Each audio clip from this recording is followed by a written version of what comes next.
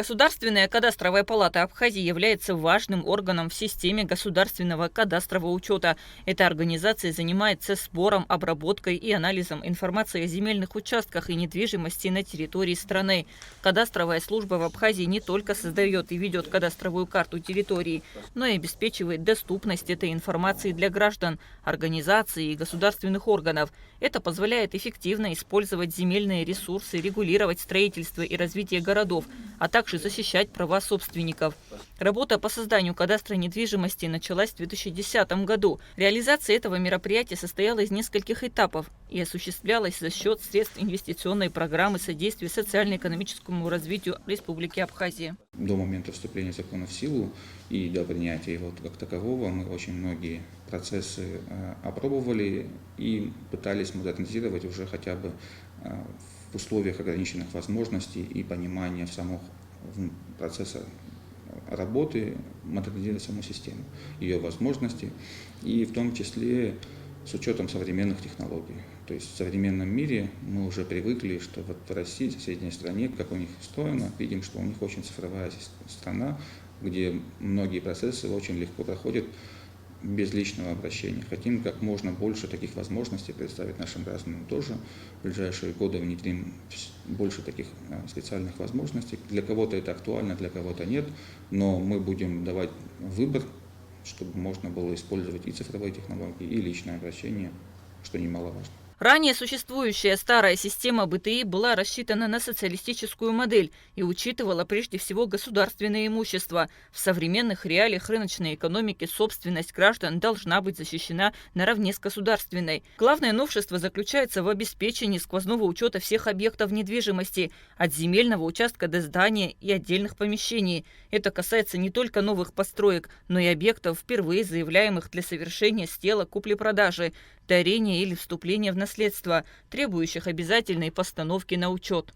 Конечный итог в том, чтобы создать единый центр обработки сведений о объектах недвижимости, в том числе и о договорах, сделках, в том числе о пространственных данных. То есть это же получается связка между пространственными данными, местоположение земельных участков, самих зданий, сооружений, с внутренними помещениями, сведения о правах собственника, о договорах, которые прикрепляются к этим правам, в том числе о земельных участках, которые не под зданиями, сооружениями, выделяются для каких-то иных целей, сельхоздеятельности, рекреации и тому подобное, которые в совокупности, получается, хранятся и находятся в одном органе и регулируются и взаимодействуют между собой внутри органа. Не требуется никаких-то получения сведений из различных ведомств, структур, чтобы собрать всю картину воедино. Кому выгоден новый закон о кадастре? Обычным людям, собственникам, которые получат точные границы своих участков и надежные права, что поможет избежать будущих конфликтов. Сделки после первой регистрации станут быстрее, а пошлина за оформление будет фиксированной. Государство получит полную точную картину всей недвижимости в Абхазии. Это снизит загруженность судов земельными и имущественными спорами.